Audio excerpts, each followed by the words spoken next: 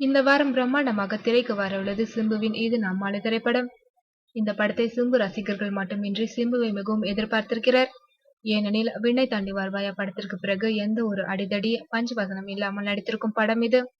இது குறித்து அவர் பிரபல ஆங்கில தளத்திற்கு கொடுத்த பேட்டியின் தமிழ் பதிப்பு. இந்த படம் முழுக்க முழுக்க காதலை மையப்படுத்தியதுதான். நிச்சயதார்த்தம் முடிந்த ஜோடி திருமணத்திற்காக 6 மாதம் காத்திருக்கின்றனர். அந்த இடைவெளியில் இவர்களுக்குள் இருக்கும் காதல் மோதலே படத்தின் கதை. இந்த படத்தில் எந்த ஒரு பஞ்ச் வசனமும் கிடையாது. படம் ஒரு பாண்டியராஜ் படமாகவே இருக்கும். நயன்தாரா தற்போது முன்னணி நடிகையாக இருக்கின்றார். அவரும் இடையில் பல கஷ்டங்களை தாண்டி வந்துள்ளார். தற்போது பழைய உற்சாகத்துடன் இருக்கிறார். இடையில் சிம்புவின் திருமணம் எப்போது என்று கேள்வி கேட்கப்பட்டது. திருமணத்திற்கு தற்போது நான் தகுதியான ஆளா என்று தெரியவில்லை. ஆனால் இந்த படத்திற்கு பிறகு எனக்கு திருமணம் ஆகிவிடுமோ என்ற பயம் உள்ளது.